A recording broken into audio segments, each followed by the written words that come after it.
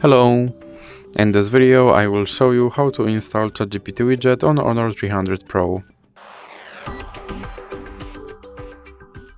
So you have to start by opening your Google Play Store, then click on search bar and type in Wally AI. And now click install.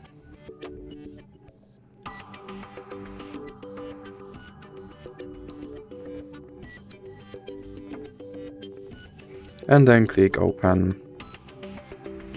Then click on this button to skip your introduction and click open permissions. Now select the AI assistant and click here to allow this app to display over other apps. And then you can go back and go back again. Now click start, and as you can see right here there is my ChatGPT widget. And I can open him and I can tell him to do something.